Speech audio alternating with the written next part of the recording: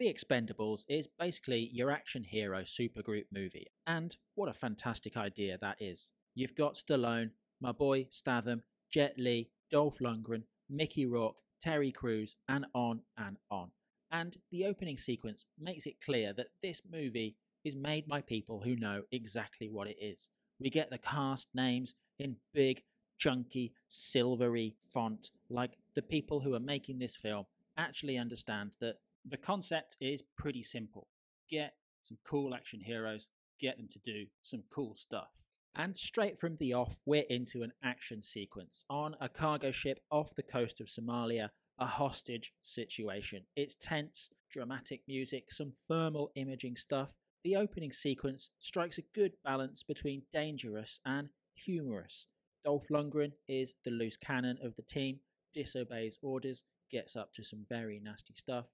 Although the Expendables get the result they're looking for, Stallone kicks Dolph off the team.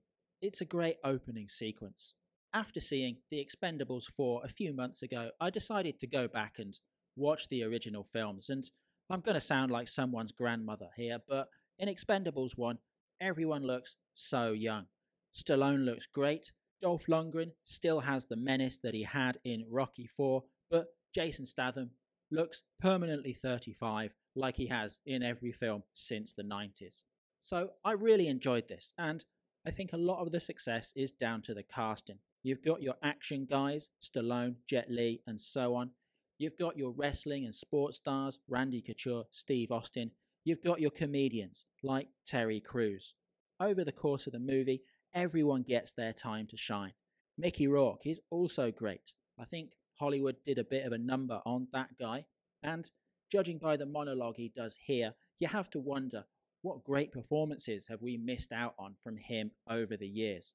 Jet Li probably gets the worst dialogue out of everyone, but at least he gets to show off some of his moves. Along with Stallone, the other two big daddies of the 80s action movie, Bruce Willis and Arnold Schwarzenegger, get to be in one scene. It's a bit of a tease, a bit of a promise that will get paid off in the second movie. We get a joke about Arnie wanting to be president, which of course he can't. There's lots of jokes. Some of them don't really work. Oh, Spanish, who are you? Zorro. But really, it's so fast-paced that it doesn't linger on them. One of the problems with Expendables 4, every joke was treated like the best and most important joke in the world. Here, they deliver the joke. If it lands, great. If it doesn't, it's superseded by the next bit of action within a few seconds. My personal highlight here was the strafing run over the jetty. I love the little cockpit that Statham gets at the front of the plane. Stallone and Statham build up a believable relationship here as the master and the apprentice, and personally I'm always very happy to see Charisma Carpenter. Don't know what she's been doing since Buffy the Vampire Slayer ended, but her presence is always welcome. Man of the match was Dolph Lundgren.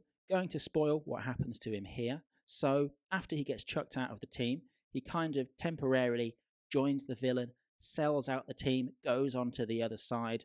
It's kind of a bit of a shame they didn't really follow through with this as far as they could. So by the end of the movie, Stallone accepts him back on the team, which, okay, it's, like I say, an action hero supergroup movie. I'll kind of accept it, but it doesn't make a lot of sense. In Expendables 4, Dolph Lundgren is this shambling wreck, and in the first film, he exudes a genuine sense of menace. He's actually proper scary. I'd have liked to seen them push him fully down a dark path. I think he'd have been a great villain for the second movie, but I guess this way we get to keep him on the team.